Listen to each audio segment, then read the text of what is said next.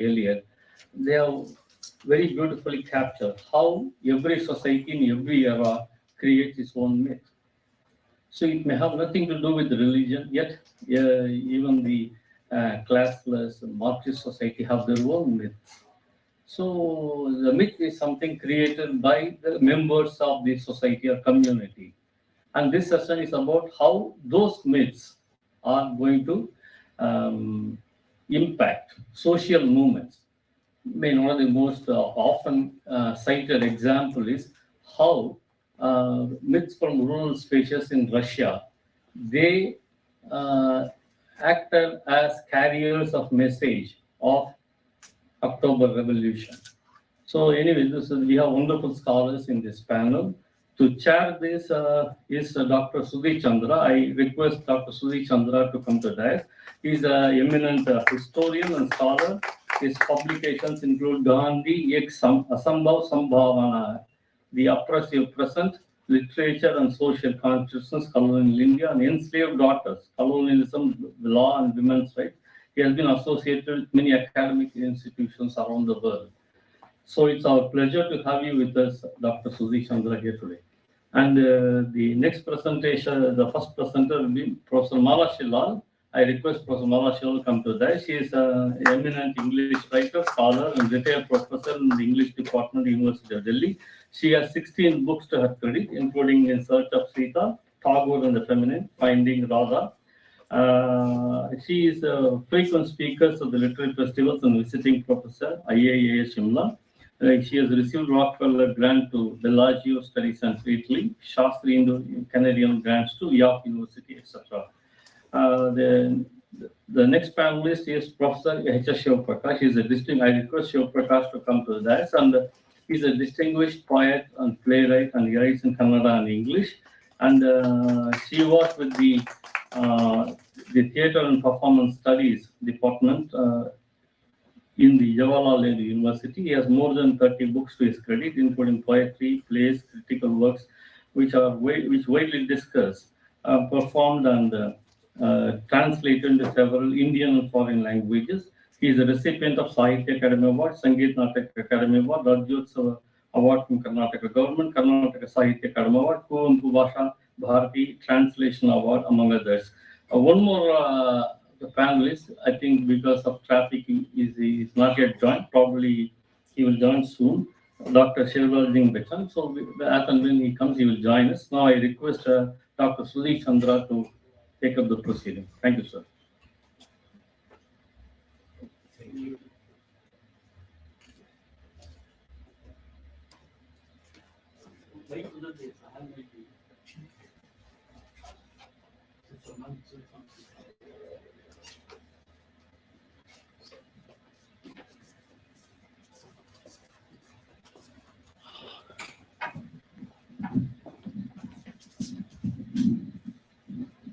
दोस्तों मेरा काम तो sorry,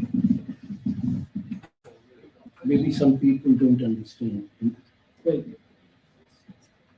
my job is only to call upon the distinguished speakers to make their presentations. Maybe if towards the end there's anything for me to say, I will.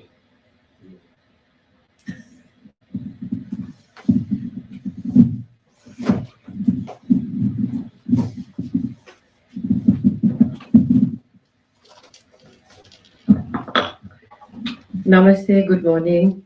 I would have indeed liked our chair to make his opening remarks. He's a remarkable historian that I have read with great respect and admiration. But I wait to hear Sudhiji's comments maybe later. And I have a wonderful panel with me that is going to be looking at the subject of myths and memories and how it has impacted the national movement. So my brief presentation is going to be on the women's movement.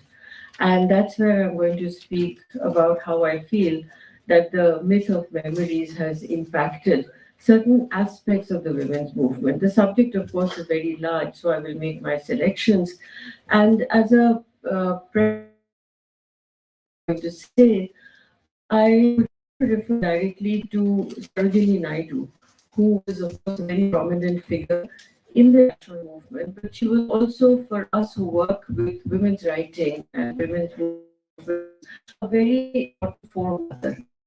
And this is something that I projected in my own writing, in my the classrooms also, that the trajectory of Indian feminism is very different from Western feminism. And if I were to choose any foremother to the Indian way of issues, the movement itself, I would say that Sarojini Naidu is the foremother to be identified. One, because she played multiple roles and was able to find that unique balance that we all talk about between her politics and her domestic responsibilities, her writing and her speeches, her administrative roles. It's a whole gamut that she covered. And by way of an introduction or a sample of what Sarojini Naidu presented about women, I'm quoting from one of her wonderful and impactful speeches when she came up to the dais, and she made it like a kind of a joke. And in those days, largely the audience would be male. That fortunately has changed.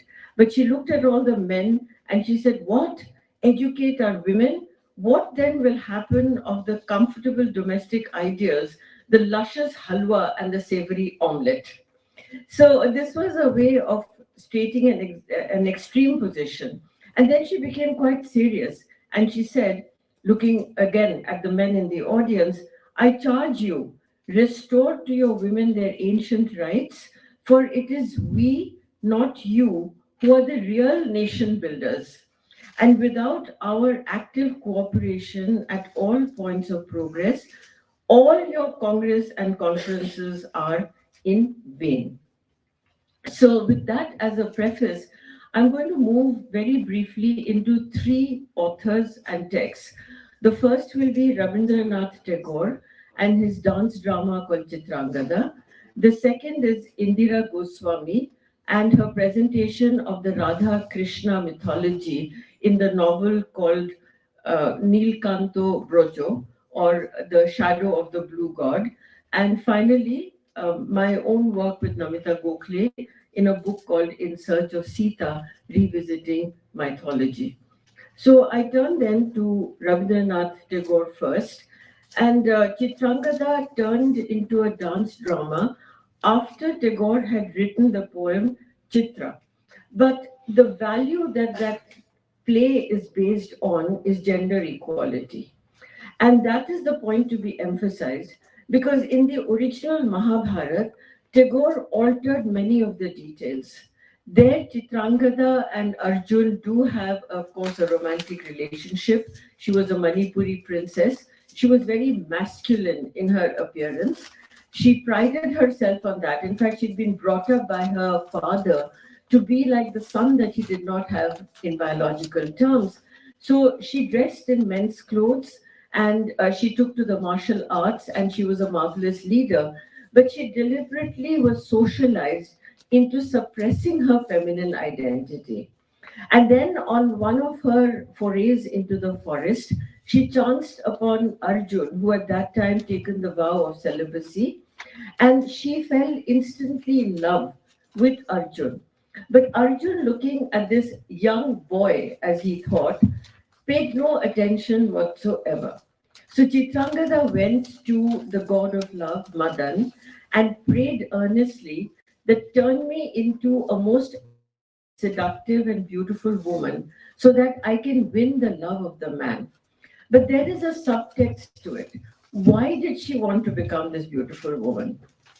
As the play proceeds, she does indeed become a very seductive, beautiful, erotic woman, and Arjun falls madly in love. But after a year, she is bored, and he is also bored of this endless idyllic romance. And then she tells him that the reason why I wanted to hide my identity, my so-called self, and present myself as a beautiful woman, is that I wanted to teach you a lesson. And the lesson is that women don't have to be beautiful, seductive, attractive in order to have a fulsome relationship with a man. Now, here I want to go a little aside into theories of feminism. There's a very famous book by Naomi Wolf, which is called The Beauty Myth, which traces that across all civilizations around the world, there are kinds of assumptions about the physical beauty of the woman. Feminism today calls it commodification, which is another extreme way of looking at it. So I want to go back to Tagore to show how, using the myth of Chitrangada and Arjun, he is actually presenting one of the very important substances of the early feminist movement, or the women's movement as it was called then, that Sarojini Naidu also exemplified, that men and women are equal. And to present that, one can use mythology and foreground and underscore certain aspects of it. So the beautiful words towards the end of the play that Tagore puts in, I'll read it first in Bangla and then give you the English translation, presents this equality, this image of equality. This is Chitrangada singing and speaking to Arjun. Nohi Devi, Nohi Shamanno Nari. Neither am I a goddess nor an ordinary woman. যদি পার্শ্বে রাখো মোরে সংকটে সম্পদে সহায় হতে, if you keep me as your equal partner in danger as well as in prosperity, তবে তুমি জানিতে পারিবে আমারে. That is when you will know me truly. So this is the kind of use that mythology comes to when one wants to present the social message of the early women's movement. However, the equality issue continues even now. In fact, very deliberately, Tagore minimizes the mother talk that exists in the original versions of the story because it just completely disregards that aspect. So that was my first example. I moved to the second one of Indira Goswami, who was my friend and a very dear, revered colleague in the University of Delhi. She was in the MIL department and I was in English. And there was a lot that we shared about the women's movement. We all know that Indira became a widow at a very young age. We also know from her biographical writing that there was no compulsion on her to go to Vrindavan. But she felt an inner compulsion. And this is inner society. Nobody tells you to adhere to certain traditions, but you yourself have been brought up in a way and your beliefs have become such that you feel you have to do something. So when she became a widow, she felt that she had to experience the widowhood that the women in Vrindavan go through. And she spent 2 years there as part of the Radha Swami sect. And then somewhat disillusioned, experienced, having had the insider's viewpoint on Vrindavan, she came back to the regular world of academics and writing and joined the university, etc. But he introduces this novel, Nilikanto Brojo, with the following words. I have tried to show how the mental and physical state of a young widow takes a different shape and how this change affects her life after her widowhood. So what happens there is that the mythology of Brajabhumi used by Indira to further this argument about widowhood, its so-called social compulsions, and also what the woman can individually do to liberate herself from it. So the main protagonist, somebody could figure for Indira, but only up to a point. Because Saudamini accepts the condition of widowhood that is imposed upon the women in that area, whereas Indira actually moved out of it. But my point here is, keeping with the topic for the morning, how is the memory of myth used here? Where did Brajbhumi come from and what is the idea behind it? Now, of course, we know that all of it is about Radha and Krishna, but the pairing of Radha and Krishna is a very interesting one because they're not a spousal couple. In fact, Radha is married to somebody else and Krishna is younger. There is also the association in the story, not only with Radha, but with a large range of gopis and that famous scene of the Ras Leela when Krishna is at the center of the circle. of dancers. Now, clearly there is a metaphorical intent there, because the idea is that he is the supreme God. So the so-called sociological rules of what is correct and incorrect, what is legal and what is not legal in man-woman relationship does not bind the Radha-Krishna relationship. This was, of course, an old story. The earliest reference to Radha is in the Rig Veda, but she's not known as such. She's one of the favorite gopis. It happened only in the 12th century when Jayadev wrote Geet Govind and concretized that story and certainly presented in great detail the romantic attachment of the two. But what did Indira Goswami do with this? With keeping this Brajabhumi context in mind, she showed what happens in the real Vrindavan of her days, which was not a very happy situation. There was a great deal of exploitation of the widows, particularly of the young widows. There was also deep poverty, desolation, and despair in the older widows who felt completely cast away by society. But the myth of Vrindavan, and Indira accepted that in her own writing, was the idea of Krishna as the compassionate one, as the eternal friend, as the eternal Sakha. And that is what made it entirely attractive, the way she adapted it. So Indira not only created this novel, but throughout her life grappled with the translation of the Assamese Ramayana, written by Madhav Kandali. It was a very difficult Ramayana, not particularly known to the people. And during the time that I kept up with her, she was deeply interested in setting forward the woman side of the Ramayana and the woman side of mythology. I'll end now by a brief reference to the work Namita Gokhale and I have done on Sita. The book is called In Search of Sita, Revisiting Mythology, and was first published in 2009. This was way before the revised images of Sita that we now get in plenty came into being, because our research began as early as 2006. At that time, there was a filmmaker by the name of Madhurita Anand who said, let me do a film. And it's called Janki to Rest. And she went around interviewing ordinary people, the policeman, the pedestrian on the street, students in our university, shopkeepers, women who were domestic workers, and said, what does Sita mean to you? And across the board, the idea was that we revere her, but we don't want to repeat her life. Now, with that kind of a clue to what Sita was in the popular imagination, we wanted to actually look at the opposite.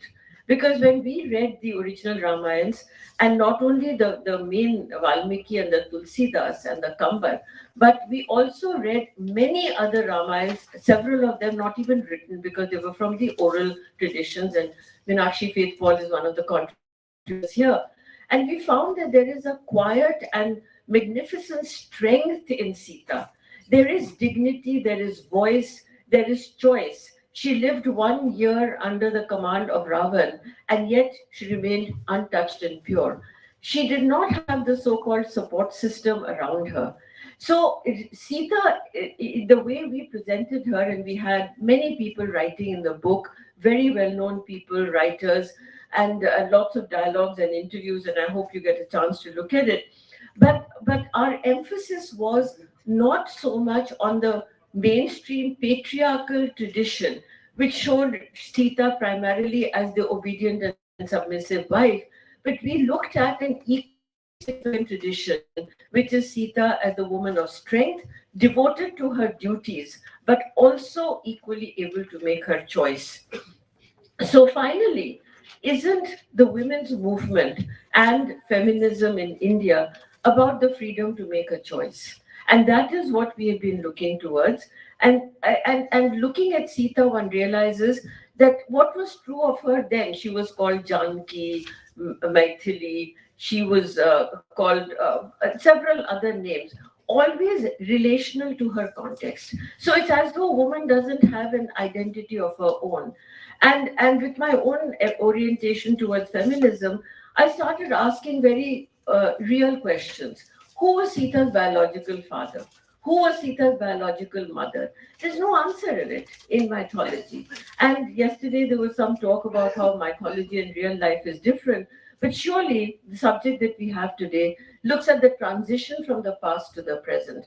So I conclude then that people, characters like Chitrangada, Radha, Sita, they melt modern feminism and the issue of gender equality with the axioms and the stories that we have inherited from the ancient texts, and that I deeply believe that this is the right way to go. Thank you very much.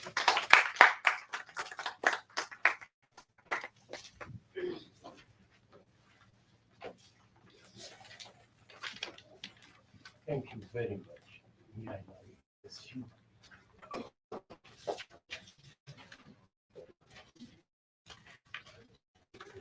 Good morning, everybody.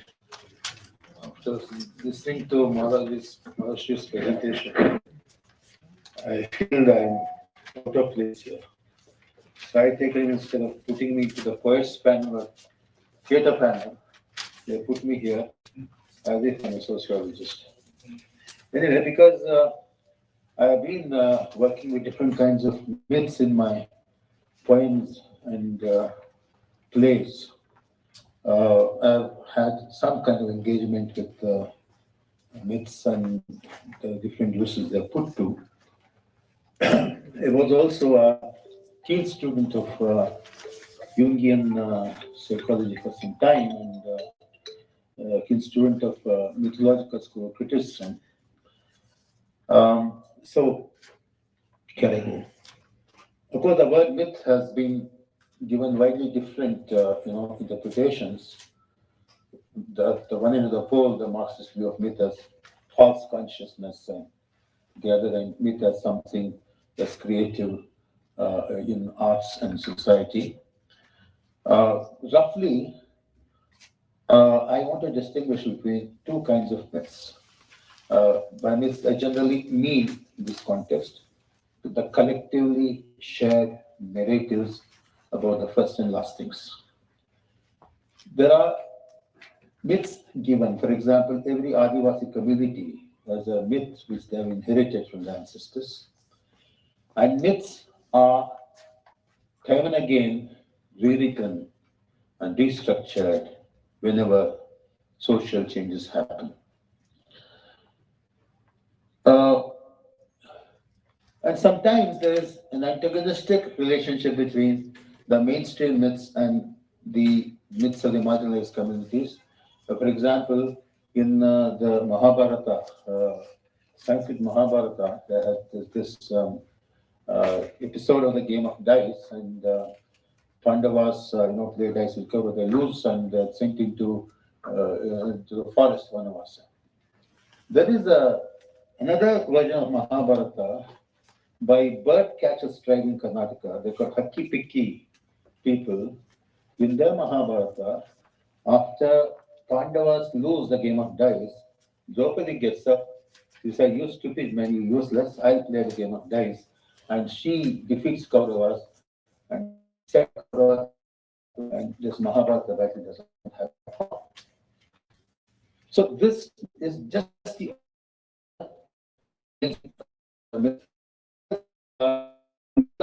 is not the anyone of the Pandavas who are the protagonists of the narrative is Draupadi. At one point, Draupadi insults Arjuna, and Arjuna feels chastised and he worships her as the incarnation of Adishakti. Now, this kind of rewriting sometimes, which goes against the grain of the mainstream myth, happens in social contexts where there are conflictual relationship between different social groups. This could be a kind of what linguists would call synchronic myths, which are mutually opposed. There can be diachronic myths, which also constitute a kind of rewriting, which happen, for example, Bhakti traditions. And I've been avoiding the word movements when we're talking about Bhakti for several reasons. But when Bhakti cultures emerged in India, which had a huge social impact, they rewrote many of the inherited myths. For example, about the origin of caste. A lot of people quote this, this Brahmana Muhamasi, the Bhavad Rajani Krita, Urudasi, Dvesha, Padbang, Shudroja, etc. Sukta. How from the head of the Purusha, the Brahman emerged, and shoulders, from shoulders, the Kshatriyas, and so on and so forth, which has been wrongly understood, wrongly criticized by many people, and not going into that. So, in the Bhakti traditions, they have a totally different cosmogony of caste. Basavanna, in one of his poems, says, Kasi Kammaranada. Somebody worked with metals and became a blacksmith. BC Chammaranada, somebody who works with chisel became a shoemaker. And somebody who washed clothes became a washerman. And somebody who reads the Vedas became a Brahmin. So caste does not be God, it emerges from what one does. And he also quotes a Sanskrit shloka which undermines this Purusha Sukta theory of origin of caste, where he says, Saptadhata samam pingdam samayoni samudbhavam atmajiva samutpannam varnanam kim prayu. The body is made of 7 dhatus, pingdam, everybody is come out of the same yoni. Atmajiva samutpanna, when Atmas and Jivas come together, varnana, what was for the varnas? Another great saint poet, Kanakadasa, the Vaishnavite poet, he says, Mettada bhumigarilla, puttada yonigarilla, punnada vastugarilla, utkani se bantu, nektana sarvakdana kangyamanu. He says there are no places which are not trodden by human feet. Mettada bhumigarilla, puttada yonigarilla. There are no yonis which don't, where there's no birth. There are beings who can survive without food. This is the secret. To kind of understand the secret. What is high, what is low. So think of Hari, who is the all-knower. So these are some of the ways in which Bhakti saints rewrote the myth of the origin of caste. And Madhashiji was talking about feminist, from the feminist angle. For example, in Indian spiritual traditions, there are different myths. And one of the biggest myths about which millions of poems have been written is the Maya, who is often compared to a woman. Maya is always a woman. This was perhaps the result of the fact that in Sanskrit the word Maya, feminine gender, but this became a big paradigm of superiority of men in our Bhakti traditions. Contd, one of the greatest woman saint poets, she deconstructs this. She says, Yogige yoginiyaye kadittumaye, samanenge samaniyaye kadittumaye. Purushange Maya Narike Purushana Kaituma. Maya hunted man as woman, woman as man, yogi as yogini, yogini as yogi, and samana, samani, samana. So it could be, need not be feminine. This she underlines in many of her vachanas. In one of the vachanas, she compares Maya to a man. So this is how Akama Devi is rewriting this relationship between man and woman, if not feminist, but from a feminine angle. And there are also parallel myths, cosmic. For example, we have the Vedic and Puranic and Agamic, cosmogonic myths. Some of the Dalit communities have their own, counter myths, which go against the grain of the mainstream. For example, the Sindh Madiga community of Karnataka and Andhra. In Karnataka, the caste system is very interesting. We have untouchable communities, untouchable to untouchable, untouchable to untouchable to untouchable, third, fourth degrees. This belongs to the fourth degree of untouchable. The Sindh Madigas, who are nomadic community, and they have such a noble cosmogony. According to their, cosmogony, after the battles of the Ramayana and the Mahabharata, the whole world had become an ocean of blood. And from that ocean, the jambu tree of jamun fruit emerged. And beneath that, Swayambhu, Adi Jambavamuni, the primeval Jambavamuni, who's the sacred ancestors of this community, started meditating, and then the world was recreated. Um, and let me try to look at it from a broader angle. When colonialism invaded the whole world, most of the myths of the colonized people were rewritten. Octavio Paz, in his fantastic book called The Children of the Maya, which is the history of European poetry, he talks about how the cyclical temporality of colonies was undermined by the linear temporality of Judeo-Christian tradition. We argue most of the pagan cultures had cyclical, view of time, whereas this linear time, this came from Judeo-Christian tradition, beginning, middle, and end. So this was how the cultural particularism of Judeo-Christian tradition was imposed on all people of the world as if it's universal. And he argues that all the modern ideologies, whether Marxism, Darwinism, liberalism, Marxism, they're all offsprings of this Judeo-Christian myth of time as a straight line. So myth of progress. So liberals believe in progress, and Marxists, even fascists believe in some kind of progress. So for them, progress is the a retrieval of the past. So all these ideologies were influenced by the Judeo-Christian view of time.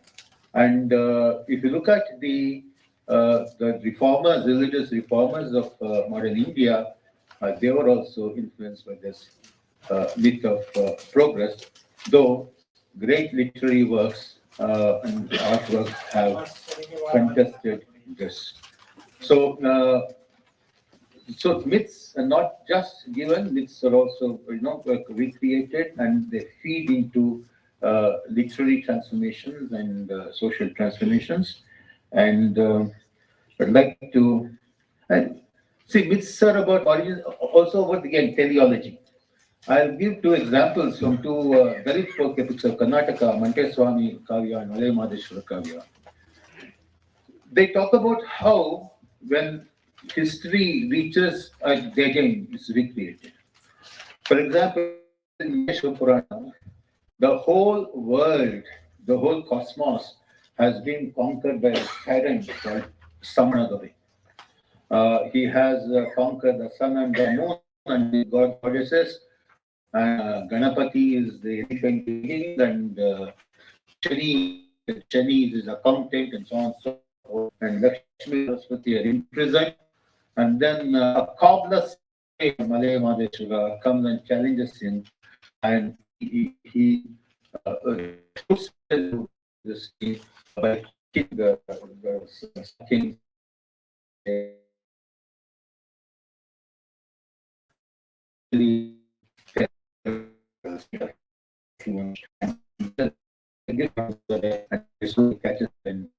Malay Madheshwara,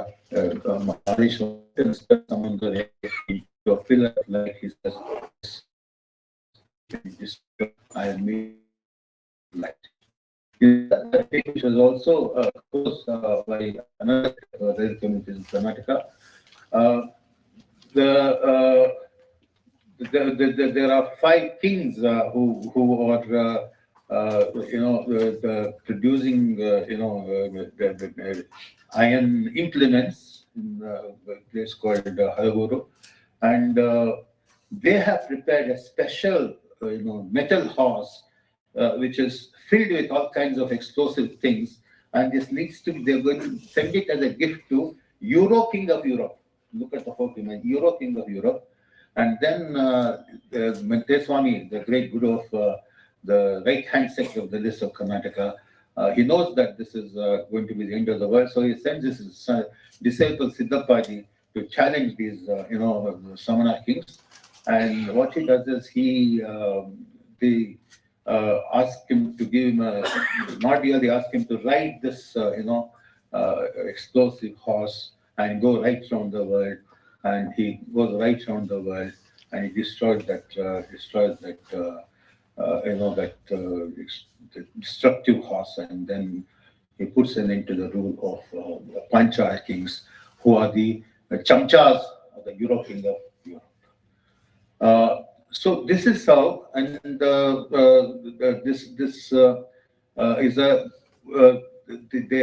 these myths are now being cycled in present-day Kannada literature, and they're also inspiring Dalit movements, and particularly they're inspiring a lot of Dalit these days. So these are the few things I wanted to say, and thank you.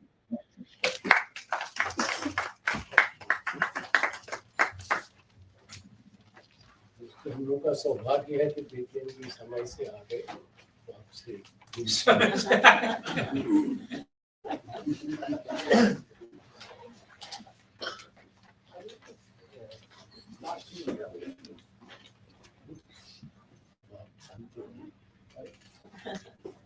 समय से तभी तो करा। हाँ।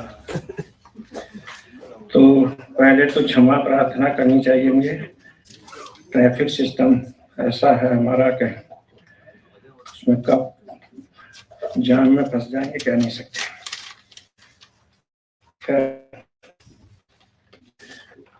मेरा विषय मुझे जो दिया गया है मिथक और सामाजिक आंदोलन। मिथकों पर बहुत चिंतन हमने नहीं किया, लेकिन मिथकों से बचे हुए हम नहीं हैं। मैं ये छोटा सा पर्चा है इसे पढ़ देता हूँ। मिथक और कल्पना का परस्पर गहरा संबंध है, परंतु विषय का दूसरा पद सामाजिक आंदोलन कल्पना की वस्तु नहीं हो सकती, वह यथार्थ होता है। साहित्य की दृष्टि से इस विषय पर विचार करें तो कथा मिथक के समीप होती है और आप कथा यथार्थ के। भारतीय समाज और संस्कृति के संदर्भ में उसके स्वरूप सापेक्ष बात करें तो हम भारतीय संस्कृति और साहित्य की विविधताओं को नजरअंदाज करके नहीं चल सकते। भारतीय समाज में सांस्कृतिक, साहित्यिक, भौगोलिक, सामाजिक, धार्मिक इत्यादि विविधताएं चिरकाल से अस्तित्व रही हैं। यही वस्तुगत कारण है कि इसकी कथा कहानियों में भी विविधताएं हैं, मिथकों और कल्पनाओं में भी विविधताएं हैं। साहित्यिक विविधता का संबंध भी जीवन की विविधताओं से है। जीवन में सोच, विचार, संस्कार परंपराओं से संचालित होते मिथक परंपराओं की निरंतरता में मिथकों का मिश्रण होता है और उनका रूप परिवर्तन भी होता रहता है। गांधी जी का राज में, जबकि डॉक्टर अम्बेडकर का प्रजातंत्र था। मिथक और यथार्थ परस्पर टकराते रहते हैं। इस द्वंद्वात्मकता में समाज और साहित्य विकसित होते हैं।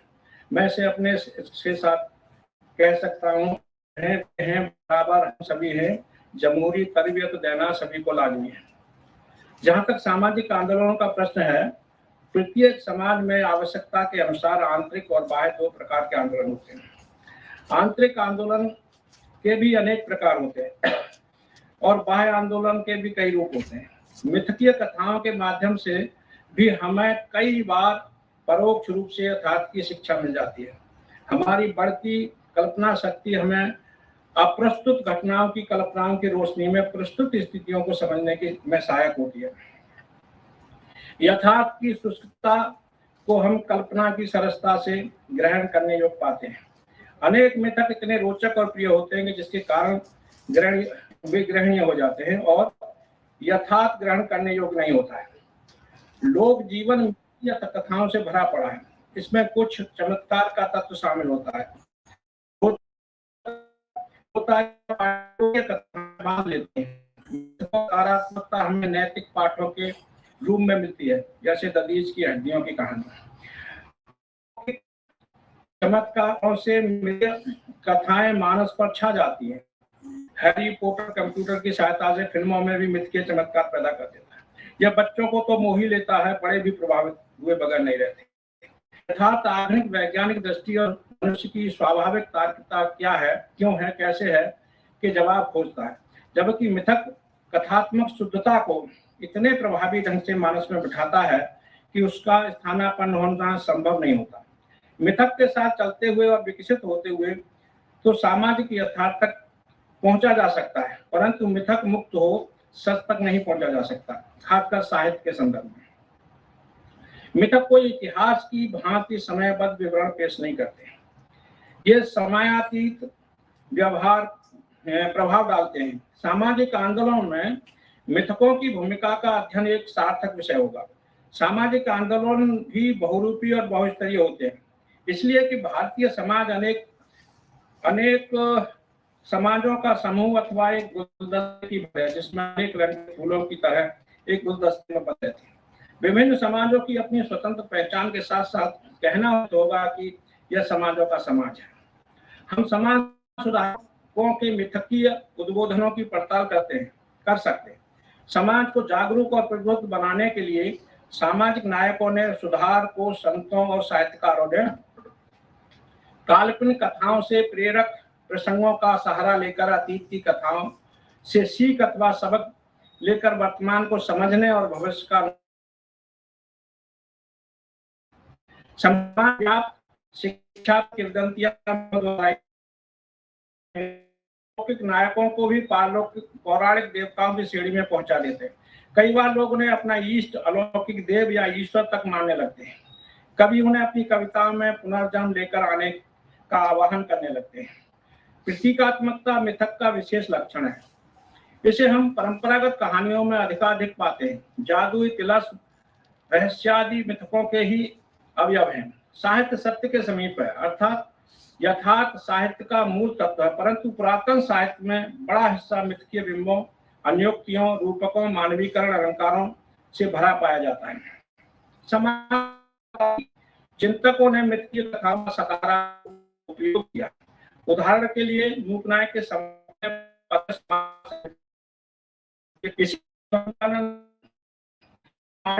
कथा लिखी है। उस कथा में बताया गया है कि लगभग 1000 गुजरात की राजधानी राजा ने तालाब बांधना किया, परंतु पा रहा था।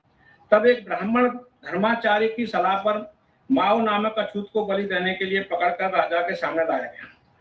उसका सिर धड़ से अलग करने से पहले उसकी अंतिम इच्छा पूछी गई, तो वह हंसकर बोला, महाराज, वैसे भी मेरी यह नश्वर देह एक न एक दिन नष्ट हो जाएगी। अब यह सार्वजनिक हित के लिए नष्ट हो रही है, तो मेरे जाति बंधु जिन्हें बहिष्कृत बनाकर नगर से बाहर बसाया जाता है, उन्हें जंगलों में खदेड़ा जाता है, उनको अलग प्रकार से वस्त्र धारण करने पड़ते हैं जिससे उनकी अलग पहचान होती है। यह अलगाव समाप्त कर उन्हें सभी के साथ नगर के भीतर बसा दीजिए। भविष्य में उनके साथ अच्छा व्यवहार करना सुनिश्चित कर लीजिए। उसके बाद खुशी खुशी मेरा सिर कटवा कर बलि चढ़वा दीजिए। इसी तरह कोंकण के रायगढ़ जिले में रायनाक महार सैनिक ने जाति उत्पीड़न के विरुद्ध आवाज उठाई, तो वर्ण व्यवस्था का विरोध करने के जुर्म में उसे किले से ऊपर नीचे गिरा दिया गया। लोक कथाओं में मिथक अतीत की प्रचलित कहानियों में इतने प्रभावी ढंग से आते हैं कि वे बचपन से सुनते सुनते स्मृति का स्थायी हिस्सा बन जाते हैं। ऐसी मिथकीय कथाएं राजा बलि द्वारा दान में दे दिया गया अपना पूरा राज की कथा भी हमें सुनने को मिलती है, जिसमें भिक्षु ब्राह्मण से उसका राज ही मांग लेता है।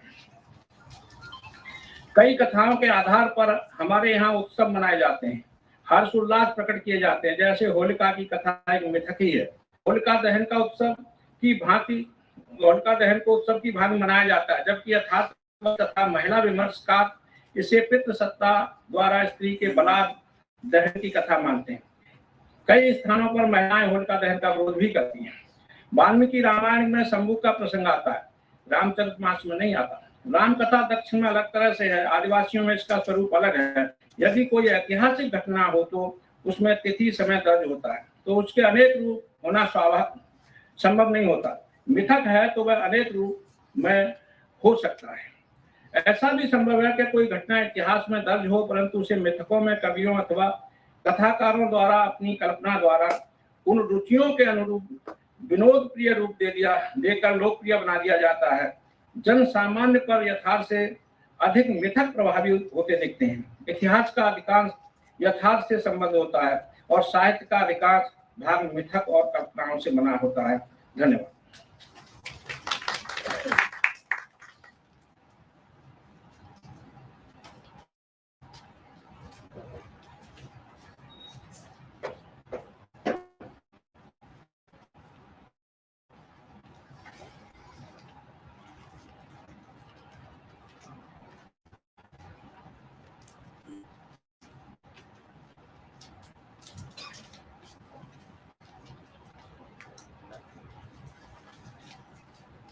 आप लोगों में से ज्यादा लोग अगर हिंदी समझते हो तो मैं हिंदी में ही बोल लूं।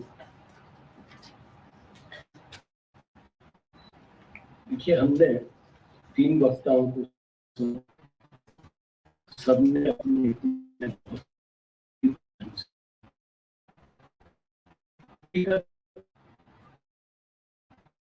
है तीनों वक्तों की बातों बारी बारी से अपनी टिप्पणी देने की दृष्टता करूं, वो अनावश्यक है। आपने तीनों को स्वयं सुना है और उनकी बातों को ग्रहण भी किया है, उस पर मनन भी किया है। मैं कुछ विचित्र बातें आपके सामने रखना चाहता हूँ, जो शायद इसलिए भी संभव हो गई है कि अब मैं अपने काम के और उम्र के उस मुकाम पर आ गया हूँ जब मुझे ज्यादा चिंता इसकी नहीं है कि मेरे बोले का असर क्या होगा, कि मुझे कहीं मूर्ख तो नहीं समझ लिया जाएगा। जब आप ये खतरा लेने को तैयार हो जाए तो बात करना बड़ा आसान हो जाता है। तो पहली बात मैं ये कहना चाहता हूँ कि ये जो अंतर किया जाता है मिथक और यथार्थ में, इतिहास और माइथोलॉजी में, वो मुझे लगता है कि कुछ विश्लेषण के स्तर पर, खासकर विश्लेषण के स्तर पर तो जरूरी हो सकता है। अंग्रेजी में जिसको ह्यूरिस्टिक डिवाइस कहते हैं, तो वो एक औजार है, हथियार है आपके लिए, उसका उतना महत्व है। लेकिन ये मान लेना कि वास्तव में अपने बुनियादी रूप में इतिहास और माइथोलॉजी अलग है, मुझे लगता है वो खतरनाक है। उसी तरह से जैसे ये मान लेना कि कोई फैक्ट, कोई यथार्थ, कोई घटना अपने आप में अपना महत्व रखती है या अपने आप में अपना अर्थ रखती है। कोई घटना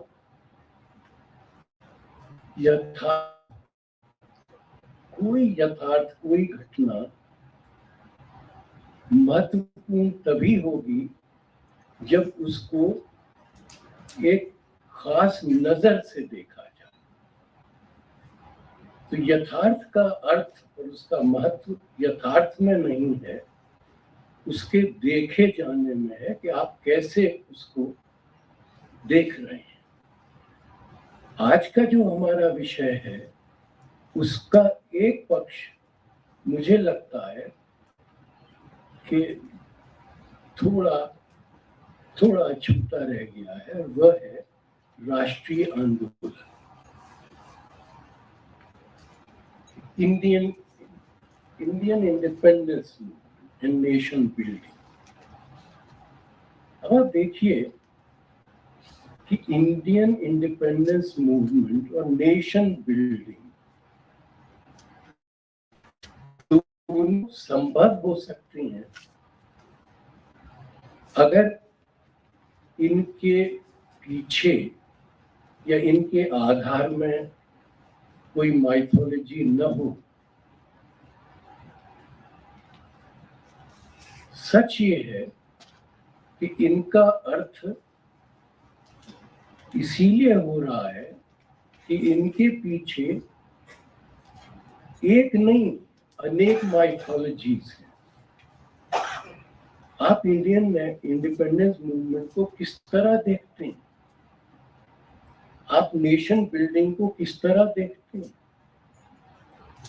हर एक को अपना तरीका नेशन बिल्डिंग का लगता है कि वो असल है, वो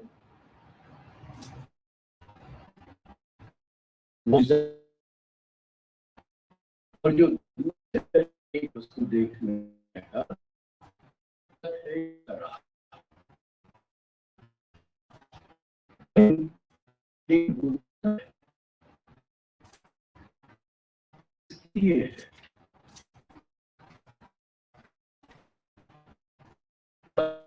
राष्ट्रवाद उसको आप कैसे समझेंगे? देखिए, मैं तो इतिहास का विद्यार्थी हूँ। मैं तो अपनी दुकान बंद करने का खतरा मोल ले रहा हूँ जब ये कह रहा हूँ कि इतिहास माइथोलॉजी से बहुत ज्यादा फर्क नहीं, अलग नहीं है। लेकिन अब भाई जो बात है वो कहनी पड़ेगी। तो राष्ट्रवाद होता क्या है? मोटा मोटी अगर आप राष्ट्रवाद की बात करें, उसकी गहराई में जाए, तह में जाए, तो मैं एक मिनट अपनी बात आपसे कह दूं कि मैंने अपनी जिंदगी की शुरुआत एक इतिहास के विद्यार्थी के नाते राष्ट्रवाद के अध्ययन से की है। भारतीय राष्ट्रवाद का जो प्रारंभिक समय था 1858 से लेके 1885 तथाकथित प्रथम स्वतंत्रता संग्राम के अंत से लेके, आप गौर करें, मैं तथाकथित स्वतंत्रता संग्राम, प्रथम स्वतंत्रता संग्राम कहना, जो उसको लेके भी बहुत बहस की गुंजाइश और बहस होती रही है। वहां से लेके कांग्रेस की स्थापना तक ये मैंने जो 27 साल है इनका बहुत गहराई से अध्ययन किया। जब मैंने ये अध्ययन शुरू किया तो हर आदर्शवादी नवयुवक की तरह मेरे अंदर मेरे लिए राष्ट्रवाद एक बहुत बड़ा आदर्श था, बहुत बड़ा मूल्य था। जैसे जैसे मैंने राष्ट्रवाद के इतिहास को गहराई में जाके देखना शुरू किया, मेरी समझ में आया कि राष्ट्रवाद का एक दूसरा रूप भी है जो निहायत घिनौना है। मैंने एक राष्ट्रवाद के उस घिनौने रूप को भी देखा है और मैंने राष्ट्रवाद के उस उज्जवल पक्ष को भी देखा है। अगर आप केवल उज्जवल पक्ष देखते हैं, केवल उसको एक बड़ा आदर्श मानते हैं, तो आप अपने को भुलावे में रख रहे हैं और दूसरों को भुलावे में रख रहे हैं। और ये जो भुलावा है राष्ट्रवाद के नाम में जो होता है, ये इसकी सबसे बड़ी शक्ति होता है। ये भी एक मिथ है। तो मोटा मोटी हम ये कह सकते हैं कि राष्ट्रवाद दो स्तरों पर चलता है। एक स्तर होता है आदर्श का, राष्ट्र के आदर्श, जो आप मान के चलती हैं कि राष्ट्रवाद से सिद्ध हो। ये एक स्तर है राष्ट्रवाद का, और इसी कारण से राष्ट्रीय आंदोलनों का। और दूसरा स्तर है निहित स्वार्थ का, कि इस राष्ट्रवाद से, इस राष्ट्रीय आंदोलन से स्वार्थ किसका सिद्ध होगा? आदर्श तो ये सबके लिए होगा, लेकिन स्वार्थ सबका सिद्ध नहीं होगा। कुछ तबकों का, कुछ लोगों का स्वार्थ सिद्ध होगा। और जैसे जैसे राष्ट्रवाद का विकास होता है, जो निहित स्वार्थ वाला स्तर है वो थोड़ा थोड़ा व्यापक होने लगता है। मसलन 1885 में जब कांग्रेस की स्थापना होती है, तो जो शिक्षित मध्यम वर्ग है, अंग्रेजी शिक्षित भी, हम शिक्षित को अंग्रेजी शिक्षित ही मान बैठे हैं, जिसके पास अंग्रेजी शिक्षा नहीं है वो शिक्षित नहीं। तो अंग्रेजी शिक्षित मध्यम वर्ग के हितों का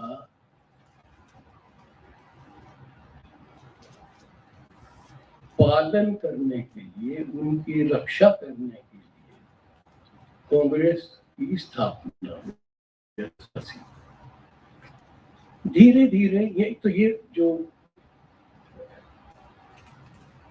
स्वार्थ वाला हित है, ये बहुत ही संकुचित अभी इसका आधार है। फिर धीरे धीरे ये बढ़ता है, विशद होता है। तिलक आती है, गांधी आती है, और गांधी के आते आते ये बहुत व्यापक हो जाता है। गांधी की भी एक मिथ है। अब मैं एक एक मिथ पर नहीं जाऊंगा, मैं जो असल बात कहना चाहता हूँ वो ये है कि राष्ट्रवाद के इस पूरे रूप को अगर हम नहीं देखें, तो राष्ट्रवाद का जो मिथक है वो हम पर हावी रहे। और आप देखेंगे कि आज बदकिस्मती से हम उस मुकाम पर आ गए हैं जहां राष्ट्रवाद का एक बहुत ही संकुचित, बहुत ही सीमित अर्थ हमारे सामने रखा जा रहा है। और ये उस समावेशी, अपेक्षाकृत समावेशी, मूल रूप से समावेशी तो राष्ट्रवाद कभी होगा ही नहीं। कोई राष्ट्र उस तरह में आदर्श थे। तो आज तो हम जितना आगे चले गए थे, जो विकास हमने कर लिया, प्रगति कर ली, राष्ट्रवाद के इस स्वार्थ वाले आधार को विशद बनाने की, आज तो उसको और संकुचित किया जा रहा है। तो मैं कहना ये चाह रहा हूं कि यथार्थ और मिथक, इतिहास और मिथक, इनको अगर आपने वास्तविक रूप में अलग मान लिया तो वो बहुत ही खतरनाक चीज है। केवल एक, मैं कह चुका हूं कि मैं हर एक की बात नहीं करना चाहता हूं, लेकिन एक बात मैं आपसे कहना चाहता हूं कि प्रजातंत्र यथार्थ है और राम राज्य मिथक है। जरा गौर करें, प्रजातंत्र भी एक आदर्श है और राम राज्य भी एक आदर्श है, दोनों मिथक है। और आप उस मिथक को वांछनीय मान के, आप प्रजातंत्र को वांछनीय मानते हैं तो उस मिथक को हासिल करना चाहती हैं। आप रामराज्य को वांछनीय मानते हैं, रामराज्य कह देने से तो उसका कोई अर्थ होता नहीं। रामराज्य की जो आदमी बात कर रहा है वो उसका कंटेंट क्या है, और केवल एक शब्द से आप नहीं कंटेंट देख लेंगे। गांधी का रामराज्य हिंदुत्व का रामराज्य नहीं है, नाम दोनों का रामराज्य है। तो ये जो बुलावे हो रहे हैं, ये यथार्थ सब वो अपने मिथक को यथार्थ का नाम देते हैं और दूसरे के यथार्थ को भी मिथक बनाने के लिए तैयार है। तो मैं आपसे विनती ये करूंगा कि संभव हो तो अपने ही सोचे पर, अपने ही आदर्शों पर थोड़ा संदेह करना शुरू कर दें। अब इसके बाद आप लोगों के कमेंट, सवाल जो भी हो, है ना हमारे पास समय? जी, Thank you. So we have time for take the floor of the panel. Any questions? Okay. So all of you, those who want to discuss with your panelists, those who want their own observations, comment, we are arranged a tea, so you can discuss that. There is a time only for 3 questions and answer by the any other panelists. Please introduce yourself and also to which of the panelists you want to ask questions. Anyone? Any questions, please? Yeah, please. I'm Jancy James from Trivandrum, Kerala. I'm sorry.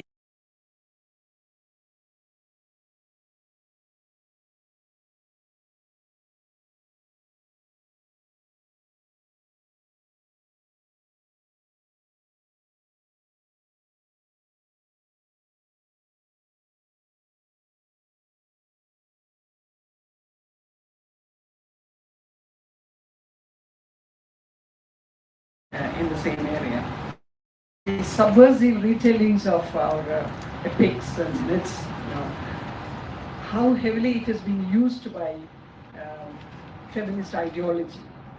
And I would like to add to what Dr. Manasila said, and particularly in her very erudite book, Sita. See, these subversions of the image of Sita, they have been, done in so many languages, most of the languages in India. So I just want to add to some, add from my own language, Malayalam. Sarah Joseph, a very well-known short story writer, she's written a short story called Ashoka. It's precisely on Sita. Ashoka means a person without shoka. So Sita is depicted as sitting in Ashokavana without sorrow, because she realizes that not much has been done for her sake, but all the war and all the justice and all the proclamations of fairness on the part of Rama were not done for her, but for a different kind of meeting. And also, I would like to add to whatever you said, that even Shurpanaka has been given an entirely different imaging by the same writer. And Madhavi, again, who doesn't have a voice in the original, has been given voice by Anubhav Niranjana in the Kannada novel, Madhavi. Krishna Sahni has done a play on that, again, Madhavi.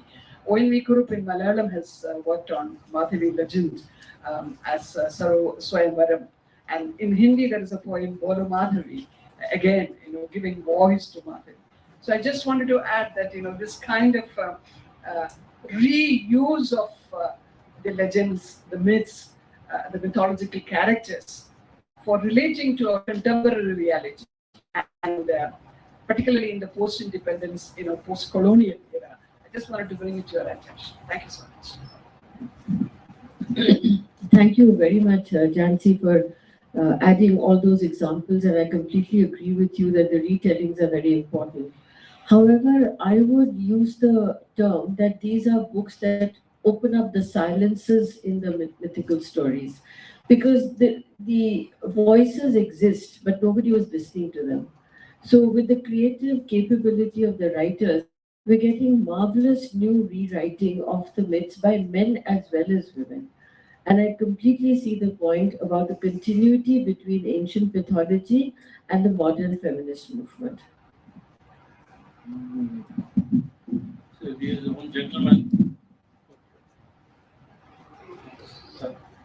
Sir मेरा सवाल है कि यथार्थ से ज्यादा मिथकों की व्याप्ति समाज में क्यों है, या किसी भी बात को समझाने के लिए जब मिथकों का सहारा लिया जाता है तो बात जल्दी से लोगों को समझ में आ जाती है, जबकि ऐसे समझाने में आप मतलब ज्यादा कंसीडर नहीं कर पाते, तो ऐसा क्यों है सर?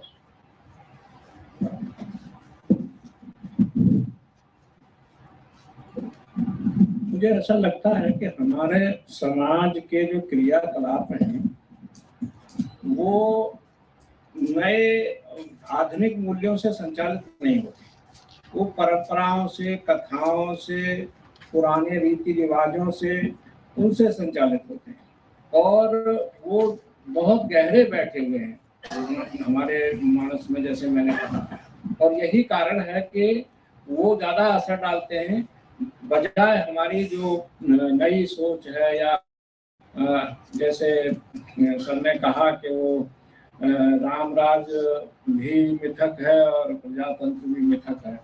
तो मैं सोच ये रहा था कि गांधी जी जब वर्ण व्यवस्था का समर्थन करते हैं और पुरानी तरह का समाज बनाने की बात करते हैं, और अम्बेडकर जब समता स्वतंत्रता के जो मूल्य हैं लोकतंत्र के, उनकी बात करते हैं, तो वो स्थापित हुए हैं दुनिया में, इसलिए मैंने उसको यथार्थ माना।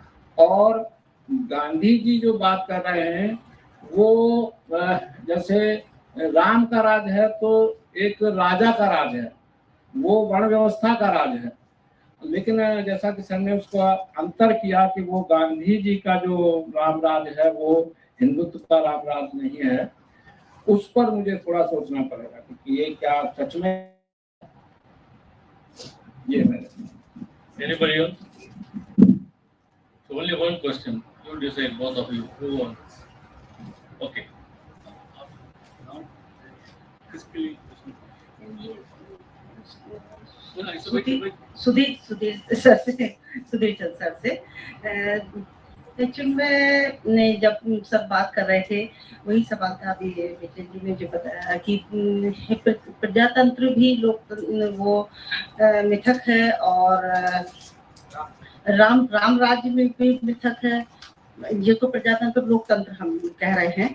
तो ये दोनों के अंतर मुझे समझ नहीं आए, इसकी मैं थोड़ी सी व्याख्या चाहूंगी।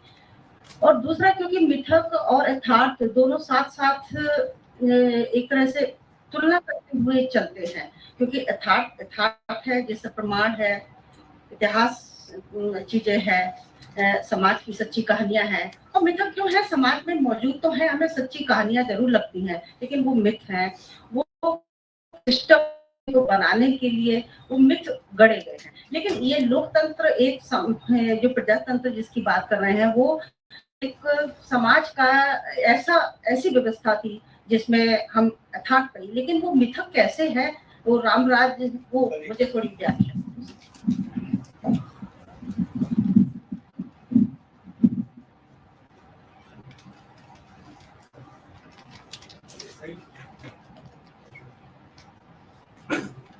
देखिए, रामराज्य मिथक है, ये तो बड़ी आसानी से समझ में आ जाता है। प्रजातंत्र मिथक है, ये आसानी से समझ में नहीं आता। माफ करिएगा, मैंने अपनी समझ से इसको साइलेंट पर किया हुआ था, लेकिन अब कंप्यूटर इलिटरेसी इतनी है मेरी, तो देखिए प्रजातंत्र हम आसानी से नहीं समझ पाते कि ये मिथक कैसे है। प्रजातंत्र नाम तो काफी नहीं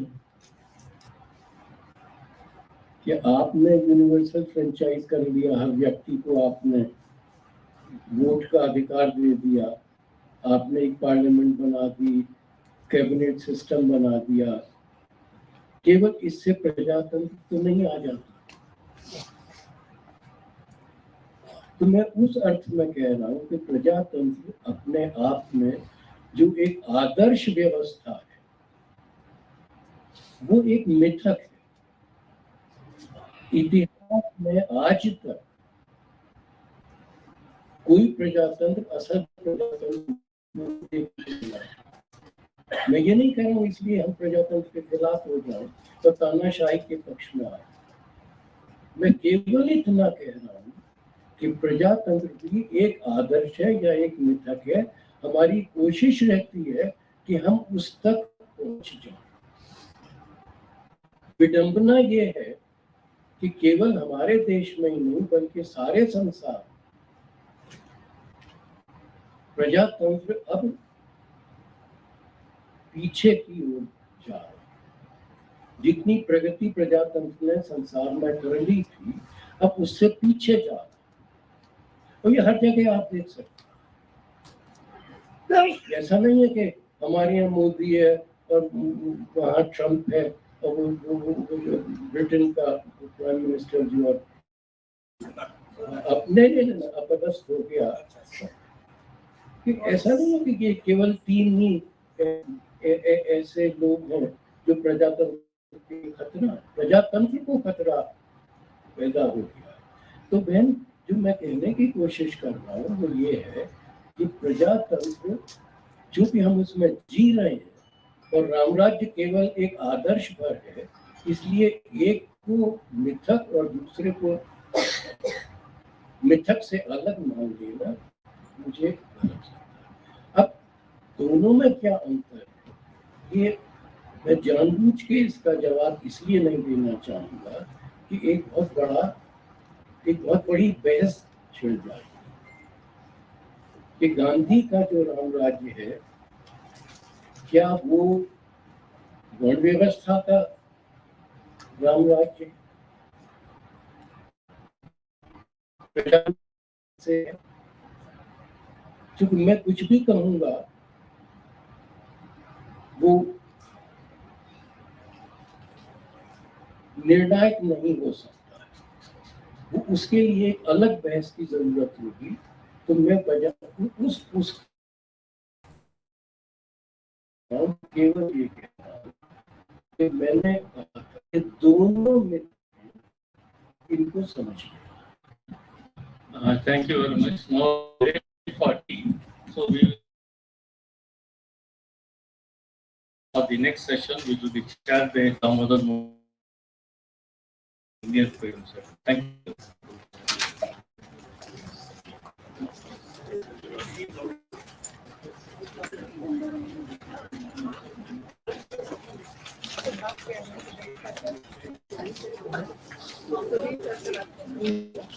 वो जैसा कह रहे थे जवाब नहीं